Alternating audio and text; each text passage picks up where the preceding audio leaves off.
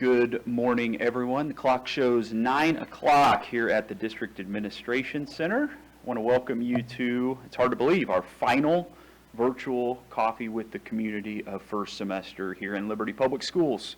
My name is Dallas Ackerman, and I am the Director of Communications here in LPS. And again, so glad you could join us as part of our live audience. Want to also remind everyone that this will be replayed. It'll be available on our Facebook page. It'll also be available on our YouTube channel here just in the next couple of days. I have a great presentation, great update from Dr. Julie Moore as part of the Innovation and Learning team. She's our Assistant Superintendent of that department. We'll hear from Dr. Moore here in just a moment, but of course, this is our audience building time, Dr. Moore, so it's an opportunity for me to try to get a few viewers to join us live. So I'm going to share with you a couple of our upcoming topics as we move the calendar over to 2024. Coming up on Thursday, January 18th, we will have a Department of Student Equity and Access update from Dr. Andrea Dixon-Seahorn along with members of her team. And then we'll roll into February. On Thursday, February 22nd, we will introduce you to Dr. Sarah Marriott. She's our Assistant Superintendent of Human Resources. She will provide of course, a Department of Human Resources update. So that takes us through January, February, and then, of course, we'll roll further into the spring. Final day of the semester here in Liberty Public Schools, so appreciate everyone's support. It's been a great semester, a fast-moving semester. It'll be a 2-hour early release today if you're watching this live, and then we'll be off beginning winter vacation tomorrow. We'll have a teacher workday on Wednesday, January 3rd, and the second semester officially begins on Thursday, January 4th. So that's that. Dr. Moore, I am going to have you take over. Again, leave any comments, any questions that you have down at the bottom in the comments section. Again, for our live audience, we'll try to pose those to Dr. Moore before this session is over. If not, still leave some questions in there, and we'll be sure to get a follow-up to you here in the coming days. So without further ado, one of my favorites, Dr. Julie Moore. Thank you. Thanks, Dallas, and thank you everyone for joining us. And for those of you who watch this, we're excited to share with you what we are doing in the Innovation and Learning Department this year. So I want to start with just some updates to our team. So we did some reorganization this year, and I have 3 amazing executive directors that are really helping lead the way with some of our initiatives from the strategic plan. The first is Dr. Michelle Schmitz. She is the executive director of Curriculum, Instruction, and Accountability. It's a handful. Dr. Andrea Wilson is our Executive Director of Elementary Education, and Dr. Brian Van Batavia is our Executive Director of Secondary Education. So we're excited to have them. Dr. Schmitz and Dr. Wilson were both principals in our district previously, and Dr. Van Batavia comes to us from a neighboring district, and he was also a head principal. I want to give a shout out to our directors team as well. They are the glue that keeps us together and keeps everything running. So you can see all of their names listed here and their job responsibilities, but just appreciation for them and all they do for our students and our staff. We also this year, I'm sure you've seen this, we've had several new leaders as we had retirements and then just some shifts with people moving to central office. So we had several new assistant principals who are in the top right of your screen, and then on the bottom left, those are all of our new lead principals, and they are all doing a fantastic job of keeping the momentum going at their buildings, and we just appreciate all that they do on a daily basis for the kids and for the parents in our community.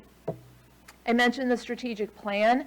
If you look on the LPS website, you can see the document that shows what the initiatives are that we as a district are working on. We really go through this every year and change up things as we see needs across our buildings. And so I won't go into all of them, but I wanted to hit on the ones that are pertaining to innovation and learning. Specifically looking at our academic structures to support ELA and math instruction. We're continuing to enhance our understanding of competency-based learning and providing feedback to our learners. Job-embedded professional development for new and veteran leaders. With so many new staff members in administrative roles, we wanted to make sure that we're supporting them. Personalized professional development for our staff, so really giving them what they need with regard to learning. And then increase our understanding of real-world learning experiences and the opportunities available to students. I'll probably spend the majority of my time today talking about that.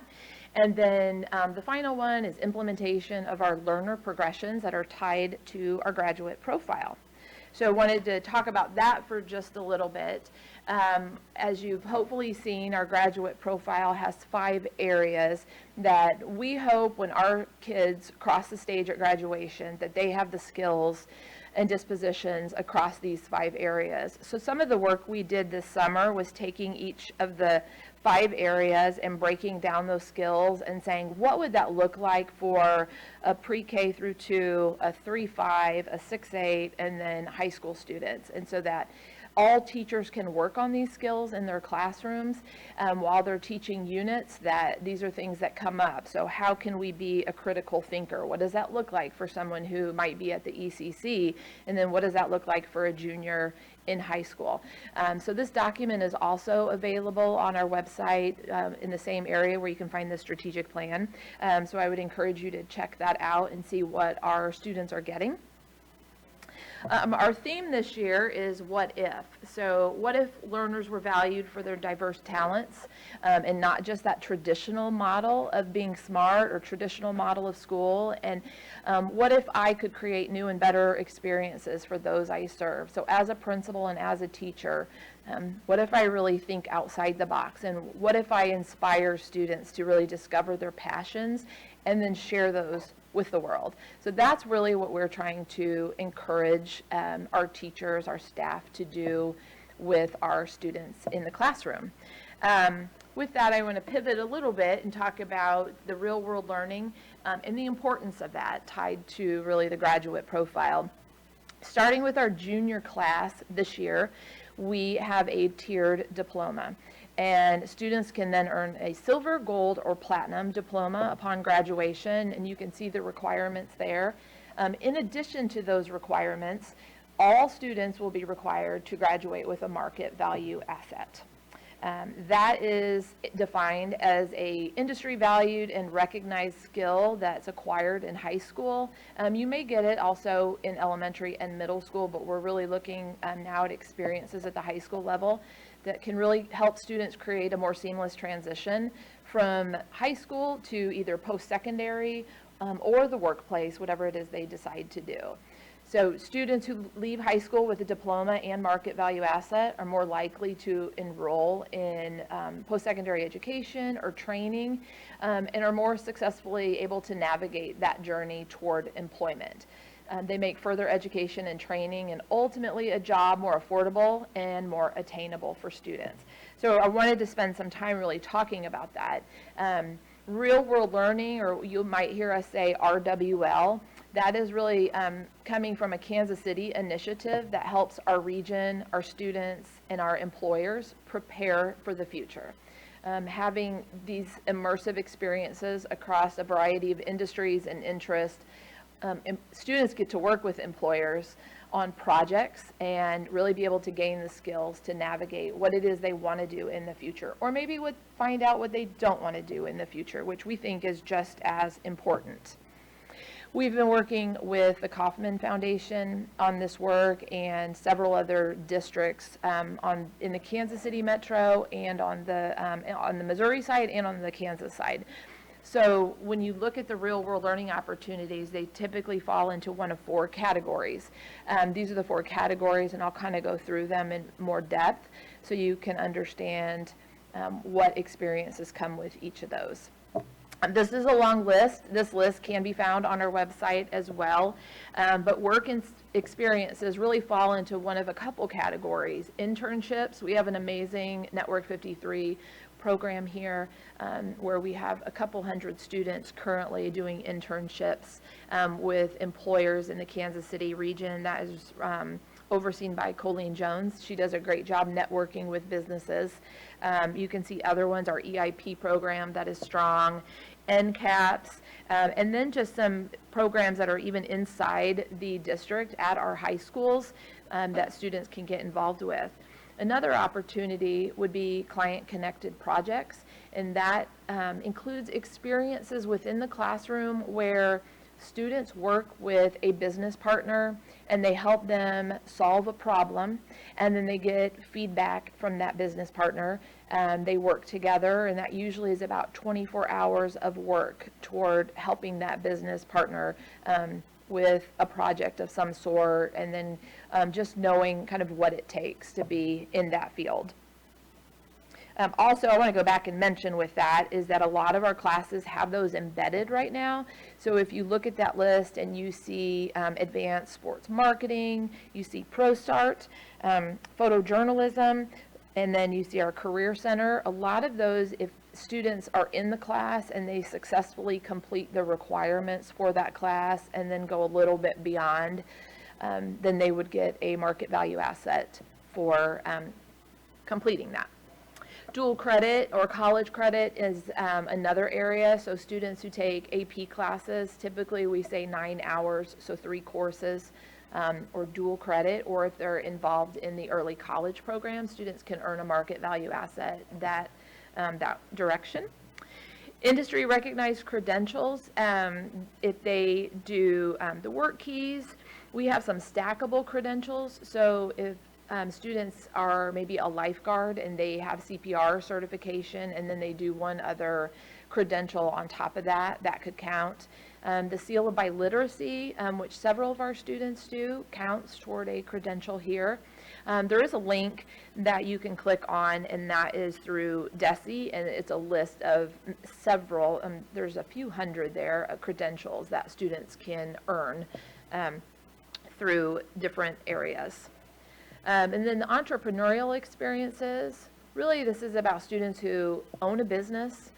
We have several that do that and might be down at the farmer's market, or we've had some students who've been at the Holiday Mart at Heritage, and that's great. But really it's what is something that you see there's a need for, and then you go and you start to work on a business. We have several students who would like to start a business, and this summer we are going to partner with William Jewell to allow students to work with business partners, get a mentor, possibly get some funding toward that. So if you have a student that might be interested in that, stay tuned, and we will have some more information coming. I also wanted to share that there are several publications that we have hard copies of, and we also have digitally on our website. If you go to the academics page of the LPS website, and you'll find a tab for real world learning, there are some links to these different magazines, which include some specific information, maybe about what a market value asset is, and what are the opportunities that we have right now. And then we have some that focus solely on individual programs. So you will see one there for Network 53, and then one for early college. The two on the left are both magazines that just show the different programs we have in a description of those. So those are posted again on our website, or there's hard copies at the high schools as well. Finally, wanted to talk about badges. So when students earn a market value asset, they will be rewarded with a badge. And these badges it's like a micro credential. It's awarded to students to show that you were able to accomplish something through that experience. So here are 3 examples of a badge that a student might get.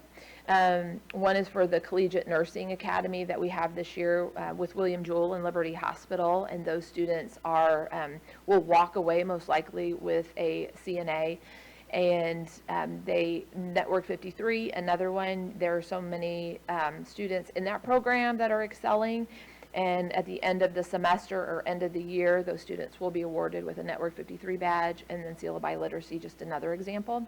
So those badges will be awarded through School Links this year. Starting this year, that's our new program that houses those, as well as transcripts and their ICAPs. And then we hope that students will share those badges, maybe on a second page transcript, on a resume, or maybe through their LinkedIn account. They have been beneficial for students who have graduated already. We've shared with some of them, and they're able to tell an employer or a school really what experiences they had while they were in high school. And so I wanted to give one example of that. And this is a student who is currently at Mizzou right now. And he actually did his internship with our own Dallas Ackerman in his communication office, and helped with him. I think also helped with Colleen Jones a little bit. And so he had a great experience doing that. And now he is working for Mizzou football as a student assistant, and he's working with recruiting. So he has gotten to be a part of some really cool experiences with recruits, just even recently getting to bring some into the city of Columbia and talking to them and just getting them prepped for their visit. So we really feel like the experiences they're getting in high school are going to lend themselves to prepare them for whatever they want to do, maybe at the college level or once they get into the workplace. So we want to give them maybe that badge to say, you could share this with an employer and really talk about those experiences that you've had. Okay, Dallas, I know I went through that really fast, but that is it. I think we're doing some great things in our department, and our schools are really shining and finding opportunities for kids to exceed. We're always open if you have questions or comments, need more information. If you'd like for us to send you any information through the mail or through email, we would love to do that and talk to you, because I know this is a lot, especially as your kids start to get into high school. There's a lot of questions about what do they need to do. We have a lot of opportunities for them. And with that, I will close and say thanks for joining us. Happy holidays. We hope you have a wonderful break and you get some time to rest and enjoy your family. Thank you.